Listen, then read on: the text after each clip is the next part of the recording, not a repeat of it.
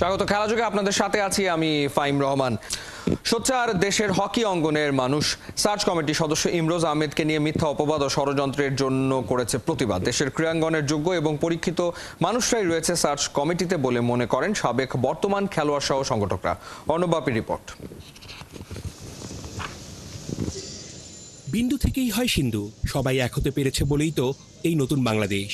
দেশ গড়ার পাশাপাশি ক্রীড়াঙ্গনকে নতুনভাবে সাজাতে যখন সার্চ কমিটি রাত দিন পরিশ্রম করছে, তখনই শুরু হয়েছে অপপ্রচার। খেলাধুলার জন্য নিবেদিত প্রাণ ইমরোজ আহমেদ, ন্যায়ের প্রশ্নে যিনি সবসময় সোচ্চার, আপোষহীন।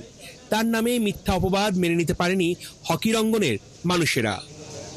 তাদের উপস্থিতি কী ছিল আর আজকের উপস্থিতি জানিয়ে দিচ্ছে যে আমাদের দাবি কতটুকু যৌক্তিক। মেজর ইমরোজের বিরুদ্ধে তাদের যদি কোনো দাবি দাওয়া থাকতেই পারতো, তাহলে তারা এই দাবিটা আগে করতে পারতেন। কেন গত 2-3 দিন আগে তারা করলেন? এই অপপ্রচারের বিরুদ্ধে আমাদের একত্রিত হয়ে প্রতিবাদ করতে হবে, যাতে ক্রীড়াঙ্গন পাপমুক্ত এবং হকির উন্নয়নে সঠিক পদক্ষেপ নেওয়া হয়। ভালো বিহেভিয়ার কর্মকর্তা, সে ভালো হকি খেলতো এবং বাংলাদেশের অনেক বড় বড় টুর্নামেন্ট সে অর্গানাইজ করছে।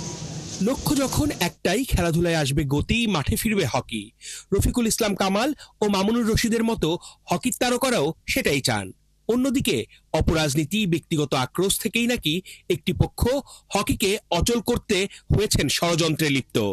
বিতর্কিত মুষ্টিমেয় 7-8 জন লোকের জন্য আজকে হকি কলঙ্কিত। আমরা তাদের যে কাজটা করেছে তার ধিক্কার জানাই এবং তীব্র প্রতিবাদ জানাই।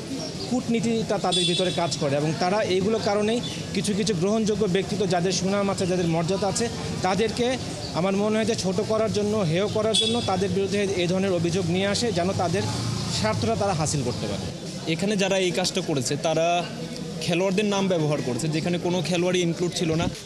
কাজ করলে সমালোচনা হবে, এটাই স্বাভাবিক।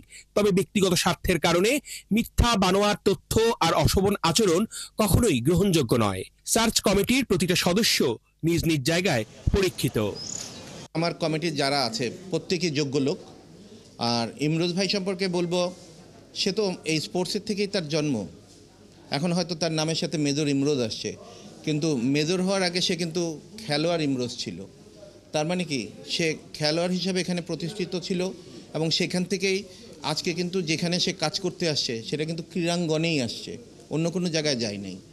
তো আমি তো মনে করি যে মেজর ইমরোজকে সার্চ কমিটিতে রাখা যোগ্য ডিসিশন, সে একটা যোগ্য লোক। যোগ্যরা থাকবেন তাদের আসনে, কোনো অপশক্তির কাছে মানবেন না হার। সার্চ কমিটির সদস্য ইমরোজ আহমেদের বিরুদ্ধে ষড়যন্ত্রের প্রতিবাদে এনএসসির ক্রীড়া পরিচালকের কাছে স্মারকলিপি দেন সাবেক বর্তমান হকি খেলোয়াড় ও সংগঠকরা। অর্ণবাপী, ৭১। বার্সেলোনায় ফিরছেন লিওনেল মেসি, তবে তিনি একা নন। মেসির সাথে ফিরছেন আরও অনেক কিংবদন্তি। 29 নভেম্বর বার্সেলোনার 125তম প্রতিষ্ঠাবার্ষিকী, আর এই বিশেষ দিনটাকে বিশেষভাবে উদযাপন করতেই বার্সা আমন্ত্রণ জানাচ্ছে ক্লাবের বর্তমান থেকে সাবেক ফুটবলারদের। কোহিনুর গনা রিপোর্ট। কোনো পূর্বাভাস ছাড়াই সেদিন বুকের ভেতর আছড়ে পড়েছিল সে প্রবল ঘূর্ণিঝড়টা। নিজেকে আটকাতে পারেননি লিও। অঝরে কেঁদেছিলেন, কাঁদিয়েছিলেন পুরো বিশ্বকে। যে ঘরটা কোনোদিন ছাড়তেই চাননি, নানা নিয়মের বেড়া জালে মেসিকেই হতে হয়েছিল ঘর ছাড়া। একটা কলমের খোঁচায় ভেঙে গিয়েছিল 21 বছরের লাল নীল সংসারটা।